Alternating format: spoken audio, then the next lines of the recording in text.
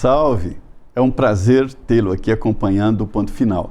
Nós vamos falar aqui de política e da política de Brasília, aqui diretamente do Planalto Central do país, dos estúdios da Jovem Pan. A política é assim, comanda a sua vida, a casa que você mora, a escola do seu filho e o seu futuro, a projeção de futuro. Então é preciso prestar atenção e entender de política. Nós trazemos aqui no Ponto Final os políticos para mostrar a nossa vida, né, de como tudo está sendo desenvolvido. Hoje o senador Márcio Bittar vai nos contar aqui. Senador, muito obrigado por estar nos estúdios, mas o que aconteceu no Acre para tirar o PT e entrar uma nova linha de política? Estão falando da despetização do Acre. Primeiro é um prazer. Dominaram lá, né? Dominaram. Primeiro é um prazer encontrar pessoalmente contigo. Eu acompanho Obrigado, e admiro seu trabalho, então é um prazer estar aqui. Muito obrigado pelo convite, é uma honra. Sim, o Acre viveu 5 mandatos consecutivos do PT no governo do estado e 5 mandatos na prefeitura de Rio Branco, a capital. Além disso, a Marina compunha esse quadro junto com a família Viana, tinha o Viana e principalmente o Jorge Viana, e ela foi muito responsável por um link internacional desse grupo. Porque logo depois, principalmente com o advento do assassinato do Chico Mendes, a Marina assumiu muito essa bandeira, o Jorge também embarcou nisso, e portanto, quando eles governaram o Acre, eles tinham um alinhamento com Brasília, porque embora o PT e o PSDB disputavam, eram protagonistas da eleição nacional, mas lá eles se coligaram. Aliás, foi o único estado do Brasil em que o PSDB, àquela época, indicou o vice. Ocorre que o Fernando Henrique Cardoso, junto com a Marina, pensavam na questão ambiental e pensam até hoje muito semelhante. Eu me lembro quando o Fernando Henrique Cardoso foi a Coimbra receber lá uma comenda, alguma homenagem, ele fez questão de levar a Marina, que em tese era oposição a ele, porque diziam que ia sair um estudo sobre queimadas no Brasil e que não era favorável ao governo. Então ele leva a Marina para se blindar. Mas enfim, eles tinham uma simbiose. Então havia uma aliança entre o próprio PSDB que governava o Brasil, que disputava contra o PT, mas lá no Acre estavam juntos. E os organismos internacionais. Quer dizer, logo a Marina com os Vianas passaram a ser muito úteis ao interesse de grandes corporações econômicas internacionais. Grupo Rockefeller, Jorge Soros, essa agenda globalista, né? Porque, veja, como é que você vai permitir um alemão falando enrolado chegar na Amazônia ou um canadense e dizer o real motivo da sua visita? Quer dizer, ele não quer que, por exemplo, canadense, ele não quer que o Brasil explore potássio porque ele vende potássio para o Brasil. Ele não vai dizer isso. Então, eles precisavam. A Noruega não quer concorrência no petróleo e gás conosco, porque eles produzem petróleo e gás, vivem disso, inclusive. Então, eles não vão confessar seus interesses. O Macron vai confessar que o agronegócio brasileiro é inimigo no comércio com o agronegócio francês? Não vai confessar. Então, eles precisavam de um grupo interno que assumisse bandeiras travestido de preocupação ambiental, quando, na verdade, o que está por trás é econômico. E aí a Marina caiu como uma luva. Eu vou dizer uma coisa, Zé. O senhor citou a França, os agricultores franceses são altamente subsidiados. E são muito fortes e admitem que fazem exatamente essa resistência, né? Mas a gente fala do meio ambiente, todo mundo defende o meio ambiente. O agricultor defende o meio ambiente porque é onde ele trabalha, onde ele produz. Mas vamos falar do meio ambiente para quem vive na floresta. Sim. Eu tenho a impressão que o lugar de fala, ou seja, quem pode falar melhor, é o senhor que vive no Acre. Como é que é viver numa floresta onde não se pode desenvolver, onde você não pode construir uma ponte, uma estrada? Primeiro, eu vou dizer uma coisa. Eu tenho a Marina como a maior agente do interesse externo sobre a Amazônia. A Marina não defende o interesse dos amazônidas. Ela defende o interesse econômico de potências e oligopólios internacionais, esse sim, que tem interesses concorrentes com o Brasil. Então eu não tenho dúvida disso. Para mim, a Marina, como ícone dessa turma toda, é uma das pessoas que causam um dos maiores prejuízos para o Brasil. Por exemplo, se você não libera a margem equatorial brasileira para tirar petróleo, o Brasil está perdendo algo em torno de 100 bilhões de reais. E é o único país que, tendo petróleo, não pode tirar, em primeiro lugar. Segundo, a preocupação ambiental do grupo da Marina é menos verdade, como você diz lá no Acre. Se você for ao meu estado, o estado que eu tenho a honra de representar, você não vai ver uma obra que a Marina tenha, com a força, com a importância dela, que ela tenha feito na área ambiental dela. Por exemplo, Rio Branco. Rio Branco tem um canal da maternidade, que é um esgoto a céu aberto, que foi a grande obra do governo deles.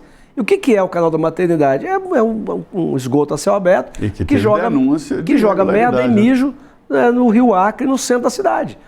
Não há uma área degradada que tenha sido recuperada pela ação da Marina. Então, qual é a preocupação ambiental? Não tem uma obra no Acre que materialize essa tal preocupação ambiental. A Marina arruma tempo para criticar o cara que depredou a estátua do Chico Mendes na praça. Ok, eu não sou a favor de depredação, está correto, mas ela não arruma tempo para falar das conterrâneas dela. O Acre vive batendo recorde de feminicídio e de estupro, mas isso ela não tem tempo para falar. Pois é, senador. O Acre é um estado que tem um pouco menos ali de 1 milhão de habitantes, né? Mais ou menos o tamanho de uma cidade de porte médio ali do interior de São Paulo, para você ter uma ideia.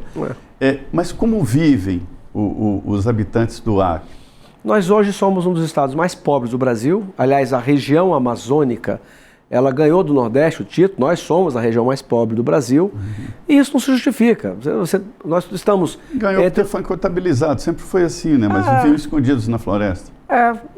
Mas assim, veja, a gente viver em cima da riqueza mundial, tendo desemprego como nós temos, o único estado do Norte que tem mais carteira assinada do que Bolsa Família é Rondônia. E será que é uma coincidência? Claro que não é. Rondônia abriu quase 1/3 do seu território. Hoje você pegar no agronegócio vários itens, Rondônia tem o segundo colocado, terceiro colocado em soja, milho. Então ela produz e, consequentemente, é o único estado da região. E o Acre está paralisado. Paralisado. Aí você me perguntou como é que vivem as pessoas lá dentro. Eu estive agora, recentemente, em Feijó, é um dos municípios importantes do estado. A prefeitura faz um itinerante, leva uma estrutura de barco, uma estrutura de gente, alimento, medicamento para atender os ribeirinhos, porque não tem estrada, eles não têm como sair. As pessoas que estão no sul do país imaginam que o ribeirinho, cada um tem um barco? Claro que não, aquilo é uma fortuna para ele. Ele vai conseguir comprar o combustível, então são raros os que possuem uma embarcação própria. E também quando o rio seca ele não tem como sair e não pode se fazer estrada. Então assim, 4 barcos de madeira, um do lado do outro, e o primeiro encostado no barranco. Será que os irmãos brasileiros do Sul e Sudeste imaginam como é que o sujeito que sai da floresta com sua família sobe no barco? A pobreza é muito grande, ele vem descalço. Ele não vai colocar talvez o único calçado que ele tem. Não barco. Como é que ele entra no primeiro barco, que é o que faz a triagem, né? Tem uma prancha, e ele, como ele veio descalço, na entrada tem uma pessoa com uma mangueira, com água, com um motorzinho puxando a água do próprio rio, para lavar o pé das pessoas. Porque senão depois de 100 pessoas que estão entrando, é a época que chove muito, tem muita lama, vai ficar isso tudo no barco. Alguém tem noção disso? E quando esse itinerante vai embora, que presta assistência para as pessoas, vista, odontológico, clínico geral, vacina, quando eles vão embora, ali, se alguém tiver uma emergência, ele vai morrer lá dentro. Continua acontecendo isso. Nesse mês agora, eu vou de volta, eu vou participar do último itinerante e possivelmente uma equipe de uma das emissoras de televisão nacional estará lá para fazer uma filmagem, um documentário dessa realidade. Eles nos proíbem de fazer pontes, eles nos proíbem de fazer estrada e vão embora. Agora há pouco eu estive lá em Cruzeiro do Sul. Cruzeiro do Sul se liga com Rodrigues Alves, só que tem o rio Juruá, que é onde passa a BR-364. Uma ONG, aliás, algumas ONGs, essas que recebem dinheiro do Fundo Amazônico, inclusive a Marina foi entregar 34 milhões para uma dessas ONGs, entraram na justiça para que nós não fizéssemos a ponte e nem a continuidade da BR-364. Imagina, que loucura. Quer dizer, você proíbe ponte, você proíbe estrada. Como é que se explica essa loucura? Bom, eles proíbem e vão embora.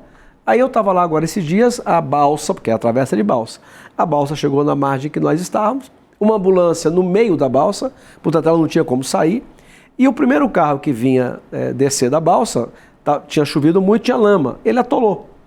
Ora, eu tive que dar uma volta imensa para chegar em Cruzeiro do Sul. Agora imagina o seguinte, quem estava dentro daquela ambulância? Se fosse uma coisa emergencial, uma coisa grave, a pessoa tinha morrido. É outra realidade. É uma realidade que é desconhecida. Senador, me disseram que essa região ela está tomada pelo crime organizado, Muito. que hoje é o principal empregador, né, das pessoas que estão por ali. É tão grave assim? Quer dizer, o crime organizado chegou forte lá na região Gravíssimo. Eu vou plagiar aqui, com todo o respeito que eu tenho a ele, tenho muito respeito a ele, ao Aldo Rebelo.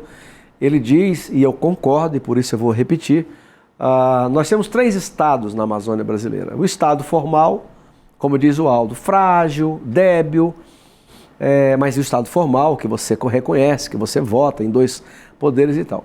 Você tem o estado do narcotráfico, que em muitos municípios da Amazônia emprega mais do que a prefeitura. Você pega o meu estado, o estado do Acre, você tem um desemprego alarmante. Ao lado você tem a Bolívia e o Peru, com quem nós fazemos divisa, e que produzem cocaína. Então você tem um narcotráfico precisando de mão de obra. Ora, você tem uma mão de obra de jovens, desempregado de um lado, do outro lado o narcotráfico precisando dessa mão de obra. Então está feito, tá feita a desgraça. Então o segundo estado é o narcotráfico, que entrou na Amazônia, domina muitas cidades e tal. E o terceiro estado, mais poderoso, instrumentalizado, poderoso mesmo, são as ONGs, que são a ponta do iceberg. No governo do ex-presidente Jair Bolsonaro, houve um esvaziamento. Eu me lembro de uma conversa lá no Palácio do Planalto com o então presidente Jair Bolsonaro, e ele me disse, olha, existem ONGs sérias que prestam bom serviço, existem, mas elas são minoria. E eu tive que tomar uma decisão de desidratar todas, e ele admite que algumas ONGs que prestam bom serviço ficaram em dificuldade, mas ele disse que precisava de fazer esse balanço, né? E o senhor participou de uma CPI, a CPI criada pelo senador Plínio Valério, que é do estado do Amazonas, né? E o que o senhor viu dessa radiografia das ONGs e do dinheiro internacional que rola ali? É um escândalo, talvez o maior escândalo, eu considero o maior escândalo de todos do Brasil.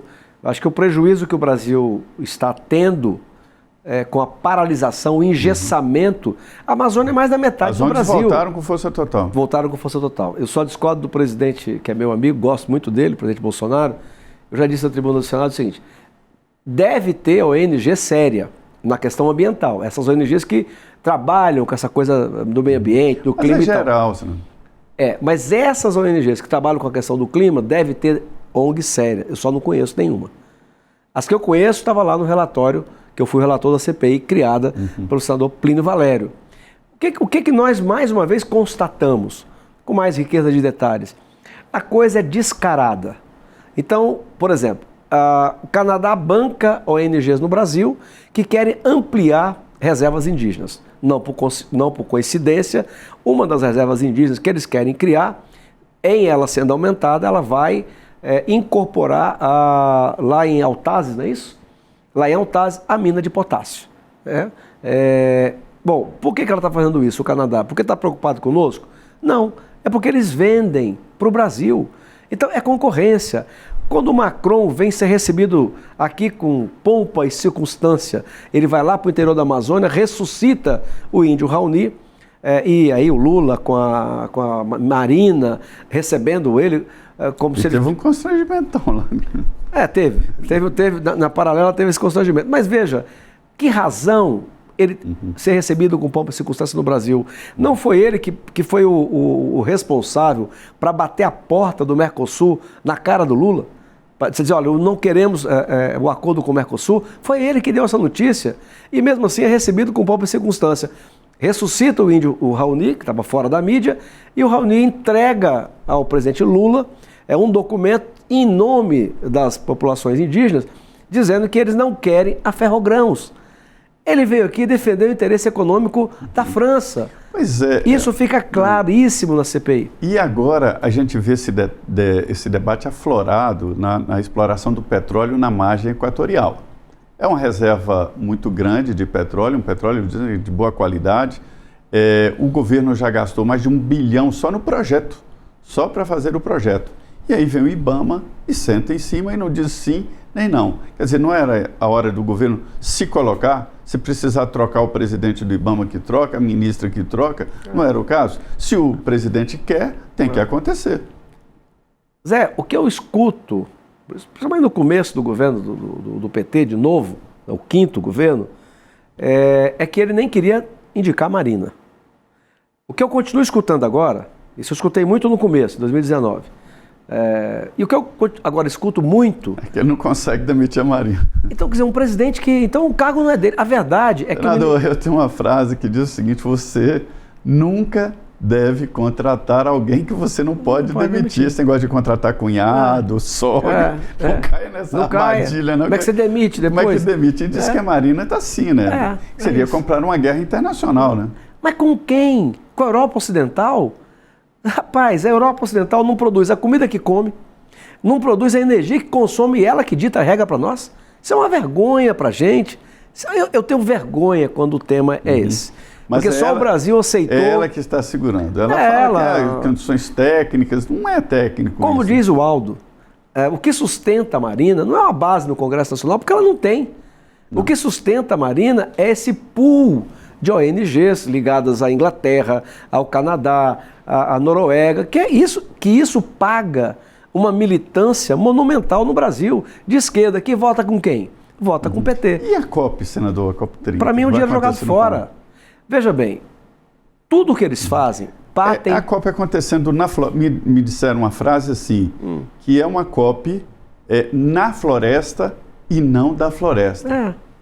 O Brasil vai gastar bilhões que não tem. O Brasil está indo para o fundo do buraco, para o fundo do poço, num governo que só gasta muito mais do que eu devia, do que eu podia gastar, e vai gastar bilhões de reais para nada. Veja bem, Zé, todo esse movimento, a base argumentativa deles é que o CO2 aquece o planeta. Bom, se isso, há controvérsia, mas se isso fosse verdade, vamos dizer o seguinte: se eles acreditassem de verdade no que eles falam, o inimigo era a China. Porque a China sozinha produz 1/3 do CO2 do todo o planeta. Depois dos Estados Unidos, depois a Europa Ocidental. O Brasil nessa conta não é nada. Mas toda a preocupação gira em torno particularmente de quê? Da Amazônia brasileira. E o interesse, o que é? Interesse econômico. Então veja, a China, de um partido comunista, nunca obedeceu o COP. Você pode decidir COP o que você quiser, para eles é a mesma coisa que nada. Eles tocam a vida deles, não dão satisfação a ninguém e não deixam ninguém interferir lá dentro. Agora, o Donald Trump já anunciou oficialmente que saiu do Acordo de Paris. Ele só foi mais honesto do que a Inglaterra, porque a Inglaterra participa do acordo para depois não cumprir. Então o presidente do IBAMA... Pelo menos é honesto. Pelo menos foi honesto, tirou. Por que adianta a Inglaterra participa para não cumprir? Mas existe sim uma relação, né, do clima com a exploração do planeta, né? Não há dúvida, hoje os próprios agricultores estão com a ABC, né? Agricultura a baixo carbono, e isso virou uma realidade, não se discute mais. Vou te dar uma sugestão, me perdoa a petulância, né? Traz aqui o Dr. Molion para falar sobre isso. Traz aqui o Dr. Ricardo Feliz para falar sobre isso. Eles vão afirmar com dados e estatísticas que o CO2 não tem nada a ver com o aumento da temperatura do clima. Veja, uma coisa são mudanças climáticas, já aconteceu e continua acontecendo e vai acontecer o resto do tempo. Que fundamentalmente quem provoca as mudanças climáticas, El Niños, por exemplo, são as correntes oceânicas. A Amazônia é 1%. São ciclos da natureza. São ciclos da natureza. A Amazônia é 1% do planeta. Da cobertura total do planeta, a Amazônia responde por 1%. Quando eu estou na Amazônia, aquilo parece que é uma coisa infinita, mas não é, é 1% do planeta. Então, as mudanças climáticas, a Terra já teve quase 70% fogo vulcânico e quase 70% gelo, e não tinha atividade humana nenhuma. Então, mudanças climáticas que existem, claro, óbvio, que ninguém é cego, mas que são provocadas pelas correntes oceânicas. Agora, o aumento da temperatura tem muito mais a ver, 90%, com o ciclo solar. Quer dizer, você teve épocas na humanidade, a Idade Média, por exemplo, que não tinha atividade econômica quase nenhuma, antes da Revolução Industrial, e que a Terra foi mais quente, que coincide com um período um pouco mais de abundância. Mas volto a dizer, Zé, se eles acreditassem mesmo que o CO2 é o vilão, o inimigo não era a Amazônia, o inimigo era a China. Eles se calam para a China, depois veio os Estados Unidos e a Europa Ocidental, que também se calam. Você sabe quantas licenças novas a Inglaterra soltou esse ano para a extração de petróleo? 100 novas licenças. Quer dizer, o presidente do IBAMA, ele conseguiu arrumar tempo para ir a Londres, capital de um país que soltou recentemente 100 novas licenças de perfuração de petróleo. Isso acredita que ele não arrumou tempo até hoje para ir para o Amapá? Pois é, e o que a crítica maior é que demora muito, fica 15 anos É para não fazer. Para liberar uma licença, ou não liberar, tinha que ser rapidamente, uma instrução técnica para uma decisão de governo. A extração do petróleo na margem equatorial é muito importante. O petróleo paga parte grande do governo, inclusive a saúde, inclusive os royalties do petróleo pagam saúde, educação e tudo mais. Daí a grande importância. Senador, o Congresso hoje está envolvido num debate muito forte sobre a anistia. Anistia aos condenados pelos atos do dia 8, né? E há uma resistência, a gente vê ali, do presidente da Câmara, dizendo que isso não é um assunto importante. Como é que o senhor vê, senador, esse debate sobre anistia? Como é que ele mudou, né? Meu Deus. Acha que ele mudou? Nossa, quando ele ganha a eleição, na semana subsequente, ele falou com muita clareza e com muita firmeza que ele não ia segurar matérias importantes. Ele reconheceu que um partido como o PL, que é o maior partido político hoje do Brasil, é a maior bancada na Câmara Federal, ele colocava prioridade numa matéria e ele não podia simplesmente não levar isso em conta. De repente, parece que, por coincidência, sai o vídeo de um empresário que denuncia ele no passado com a prefeitura, enfim. E ele mudou. Foi num jantar com alguns ministros, viajou com o presidente Lula e mudou. Veja, como não é prioridade. Na semana em que ele diz... Vamos esclarecer que tem um grupo que diz claramente de que ele está com medo do Supremo, seria isso? Pode ser processado? Quem não tem medo do Supremo hoje? Veja, o Supremo mandou prender Felipe Martins por uma viagem que ele não fez. E está até hoje respondendo o processo. E está com limitações à sua liberdade. Ele prendeu uma pessoa porque ela foi denunciada por ter feito uma viagem para fora do Brasil que, para o ministro Alexandre de Moraes, seria possivelmente uma tentativa de fuga. Todos nós sabemos que a viagem não existiu, ele foi preso quase 7 meses. Então não tem quem hoje esteja completamente seguro no Brasil. Aí o presidente da Câmara disse que isso não é prioridade. Quer dizer, na semana que ele disse... Mas esse projeto não acirra essa distensão? Não, ali? Esse é o único projeto que pacifica o país. Você acha, a flexão, faça quem está nos prestigiando com a sua audiência. Você acha que vai pacificar o país não votando anistia? Não. Você acha que vai pacificar o país eliminando o Bolsonaro da eleição? O conteúdo, o texto, você acha que deve ser uma anistia geral? Acho. Veja. Total. Vamos lá. Veja.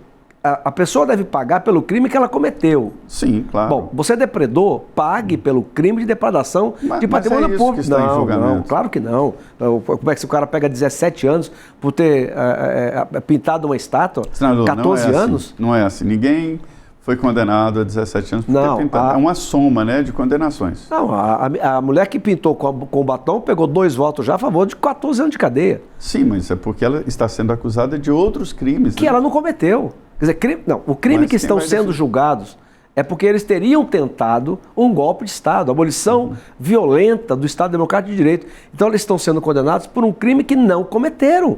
A arma que conseguiram achar no evento, um estilingue, dá licença.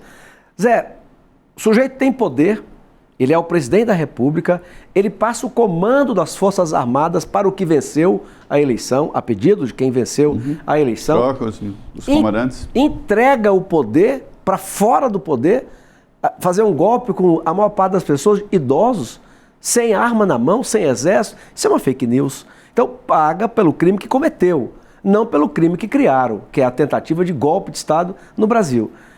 Veja, há coisa mais urgente do que você atender pessoas que estão sendo julgadas aonde não deveriam. Primeiro, deveriam ser julgadas no Supremo? Claro que não. Não tem foro privilegiado. Deveriam pegar penas como 14 anos, que estão sendo votadas agora? Claro que não. O que pacifica o país é a votação da anistia. Você acha que é mais fácil na Câmara ou no Senado, a aprovação? Se colocar para votar, é mais fácil na Câmara. Na Câmara. No Senado, você acha que tem resistência? Tem mais resistência. No entanto, se a Câmara vota e se a gente vence essa votação na Câmara, isso, claro, joga um peso também para cima do Senado. Mas eu vou lhe dizer, Zé, o que é que mais me chama a atenção em tudo isso? Eu também fui de esquerda. Eu tenho 61 anos de idade. Eu também fui jovem.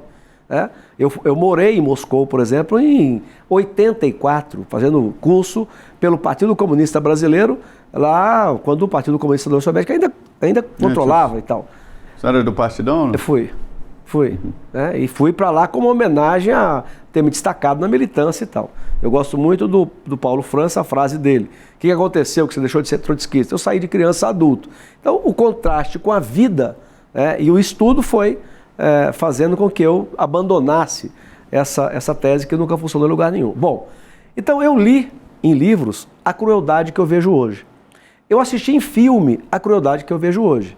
Só que eu não sabia que em vida eu ia ver. Qual é a crueldade? Como é que pode um grupo que pegou em arma, e aquela arma que o PCdoB foi para a guerrilha, não era de brincadeira, era arma para matar, para fazer a revolução comunista no Brasil. Aquilo então era de verdade. Pessoas soltaram bombas, assaltaram bancos, sequestraram embaixadores. Você vê, o Gabeira é uma personalidade nacional. Dá entrevistas, aonde vai é recebido com pompa e circunstância. Ele foi anistiado. Então todos que pegaram arma, que soltaram bombas, que sequestraram, que fizeram justiciamento, foram perdoados. Três beneficiados da anistia de 79 viraram presidente, Fernando Henrique, Dilma e Lula. E essa turma, de onde vem essa crueldade? O Caetano fazer festa com a mulher dele, porque a plateia adestrada com o dinheiro da Lei Rouanet está dizendo sem anistia? Quer dizer, então o seu grupo, o grupo que você apoia, que você votou, que você vota, foi perdoado por pegar em arma para claramente tentar implantar um outro regime no Brasil, e eles são contra a votação da anistia agora. Eu acho isso uma crueldade que eu não esperava ver em vida. A anistia geralmente é uma de transição. Senador, o nosso tempo já está se acabando. Antes eu queria falar com o senhor sobre a PEC da segurança pública e este assunto que de repente virou uma unanimidade. O governo, o presidente Lula, todos estão defendendo projetos e a PEC da segurança pública no Congresso. Quer dizer, é uma pressão de fora para dentro, né? O Brasil vive um clima de total insegurança. Não é segredo para ninguém que boa parte do território nacional o Brasil não comanda mais. Comanda as facções criminosas. Inclusive no meu estado é um caso claro. Agora também nós temos facções lá estão facções fortíssimas, né? Dominam os presídios? Né? Dominam praticamente os presídios quase do Brasil inteiro, né? Além da questão do controle territorial, hoje nós já temos certeza que parte de economias também estão na mão das facções. O governador de São Paulo mencionou postos de combustíveis, a gente tem notícia de redes de farmácias e tal. Então nós vivemos um momento muito perigoso, muito delicado. Eu sou descrente da iniciativa do governo, porque o governo da esquerda, ele sempre tem uma tendência e uma visão que, a meu ver, é equivocada para a segurança pública. No entanto, a ideia do debate é bem-vinda e é um tema que o Congresso pode, sim, aperfeiçoar muito. Por falar em segurança pública, por coincidência, um acriano, deputado federal Ulisses, aprovou um projeto que limita a pessoa na audiência de custódia, quais casos podem continuar sendo beneficiados. Foi aprovado na Câmara, está no Senado e eu sou o relator. Eu tenho o privilégio de ser o relator. Eu pedi ao senador Otto, eu falei, olha, Otto, foi a iniciativa de um deputado do Acre. Já está estudando ali os resultados e consequências da audiência de custódia? Sim, é um tema que eu tenho estudado já há um bom tempo e tal.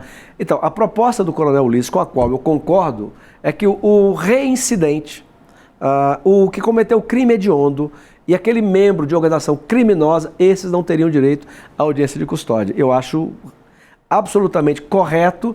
Hoje o Estado brasileiro ele é aviltado quando um policial prende a mesma pessoa 5, 6, 7, 10 vezes, né, ele está correndo risco de vida quantas vezes seguida e depois vai enfrentar o mesmo bandido no meio da rua. Então, está lá comigo na CCJ e esse mês, no máximo final do mês, eu apresento o relatório concordando na linha do deputado Ulisses, limitando a audiência de custódia. Reincidente, crime hediondo e membro de organização criminosa passaria a não ter mais direito. Perfeito. Pois é, o Ponto Final apresentou aqui as entranhas, né, de como a coisa funciona e as ideias do senador Márcio Bittar. Queria agradecer muito aqui a sua presença, acompanhando aqui a nossa fala diretamente dos estúdios da Jovem Pan aqui no Planalto Central do país. Muito obrigado.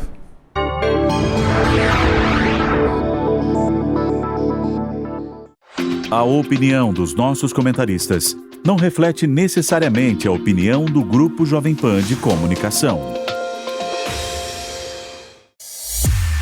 Realização Jovem Pan News.